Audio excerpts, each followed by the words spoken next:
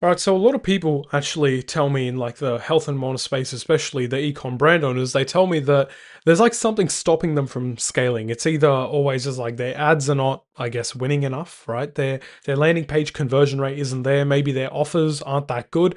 Like there's always something they tell me that is actually stopping them from scaling. But the biggest issue I see with most brand owners is the fact that they don't truly understand what is the problem at hand, right? They know that they have a bottleneck, but they don't know how to truly analyze the bottleneck. And this is where most of them go wrong. They try to solve a certain bottleneck, but they don't realize that, okay, the bottleneck is actually before this bottleneck and there's something else causing the real issue. So I'm going to explain exactly what I mean. But if you are a health and wellness e-commerce brand owner, this video is going to help you scale your brand. And I truly mean that.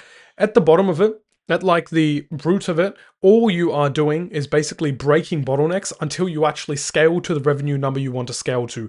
Every single time you scale your ad spend, you actually increase it, you're going to create some problems, right? Some cracks are going to show up in your like ship, which is your business over here. And you have to go fill in these cracks, which can be these bottlenecks. Sometimes conversion rate will be out of KPI. Sometimes retention isn't there. Sometimes it's your ad hit rate has gone down, right? You need to find these, but the way you actually find them is determined if you actually end up fixing the problem or not. Now, if you don't know me, my name's Ganor. I make these videos to make scaling to 8 figures easy for health and wellness e-commerce brands, but this is really just going to apply to every single brand owner out there because this is so fundamental. Like, it's genuinely so fundamental. What your business ends up actually boiling down to is basically this barrel and this pipeline, all right?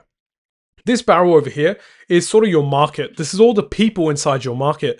This sort of faucet that you've actually attached to it to start getting the water out is your ads. These are your ads, which are basically putting people into your pipeline. And this is basically what your business looks like at a fundamental level. This might be your ad. This might be your landing page over here. This might be your emails. This might be just any type of business. Really just boils down to a bunch of pipes. And that's how we actually get the term bottleneck, because if a pipe is blocked, it's actually bottlenecked, right? So the goal is simply to get people right to the end of the pipeline, because that is when they're actually a paid customer, and you want to do that to as many people as possible. And now you're never going to actually have like this like full pipe just scaling all the way through. That's just not the nature of how stuff works. Your pipes are always going to have less throughput, like less stuff flowing through right till the end. You won't get like 1,000 people watching your ad, or like, and then like 1,000 people actually buying. If you do, then let me know what you're actually running, because I'd love to analyze it. But usually that just doesn't happen. So we have usually benchmarks and KPIs for certain conversions, right? We might have like, maybe this could be like 10%, right? This could be maybe like 5% KPI. This could be like 3% KPI. And that's how we actually scale. That is how these bottlenecks and pipelines actually work, right? So when you actually find a bottleneck, the first step you have to do is actually start looking behind it. So you have to start working backwards from the metric out of KPI. At the start, I said that most people actually analyze bottlenecks wrong, and they actually don't solve the true bottleneck. And this is the reason why. When you find a bottleneck, a lot of people just try to actually fix that. That my conversion rate's out of KPI, that my add to cart rate's out of KPI, that my landing page view rate's out of KPI, or my ad's not doing well. But what you have to do is actually start to work backwards to actually find the real root cause. So to apply this to ads, this is what I actually mean. When you have a CTR, right? Click-through rate, you might be saying that, okay, not enough people are actually clicking onto my landing page, and you might start to actually mess with the body of the ad and start to like make the CTA a little bit more enticing and all that stuff, where what you should actually do is you should say, okay, this is out of KPI here. Let me actually go ahead and check my hold rate. Is my hold rate in KPI? Oh, it's not in KPI. Okay, cool. So this is actually the root cause right now. This is limiting the amount of people going to the click-through rate. Like if the hold rate isn't there, if it's not holding enough people, not enough people are seeing the actual CTA to actually click the ad, click the button, and they can't actually, you can't get an accurate number of people who are actually going to click this button over here, and this stat over here is inaccurate. The true cause is this, but then you have to go even deeper. You have to go and see, is the hook rate in KPI? Okay, cool. If the hook rate is in KPI, then the issue lies in the hold rate. So this is like a very simplified version of it. There's obviously like, you go way deeper than this. When it comes to the conversion rate, like a lot of people will simply just say, oh, my conversion rate's out of KPI, like this is the issue. But you have to actually start working backwards. Is your add to cart rate there? Is maybe the initiated checkout rate, which actually comes first, and then the add to cart rate? Like, are these also in KPI? Because it's very simple. If like 100 people come to your page and your KPI for add to cart is 10% and only 5 people actually click here and 1 person converts, it may be the case that your conversion rate is out of KPI, but the truth is that the add to cart rate is actually limiting the amount of value, the amount of people that actually flow through to the conversion rate, right? So you can't accurately know if this conversion rate is out of KPI or is it just the add to cart rate that's causing the issue. That is how you actually analyze a bottleneck. You have to work backwards and actually find the real issue. And for most of your ads, it'll just be like the hook rate. It's the hook rate that's causing everything.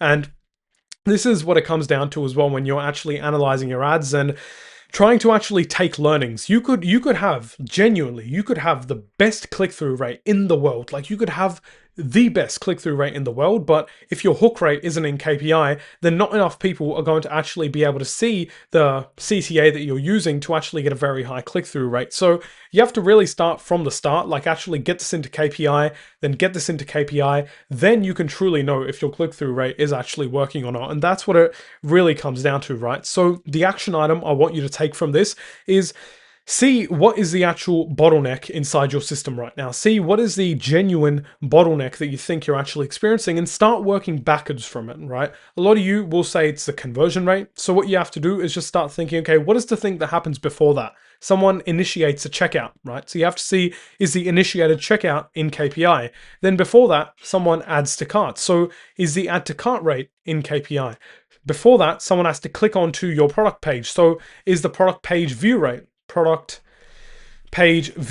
in KPI? Like, are they actually enough people coming to the product page from the pre-lander if you're running like a pre-lander, right?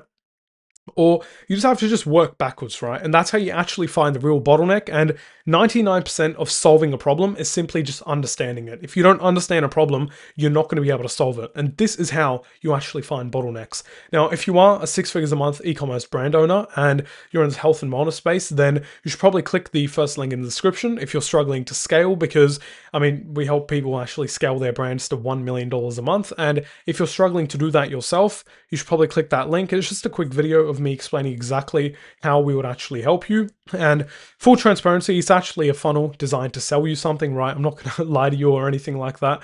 But if you do have a problem, we've found the solution, so you should probably check it out. You don't have to check it out, but it's there if you want, right? But anyway, if you did like this video, then click the like button, because that's obviously going to tell YouTube to show you more videos like these. If you did have any questions or any suggestions or any feedback for me, really, just comment it down below. I check every single comment, so I will get your feedback and I'll take it on board. And if you do have, like, I guess, if you want to subscribe to the channel, you can as well. Like, you don't have to, but it's obviously there as well if you want to. But yeah, that's it for this video. This video was a little bit rough, right? Obviously, it wasn't perfect, but I do really hope that I got the point across to you. And yeah, that's how you actually find bottlenecks.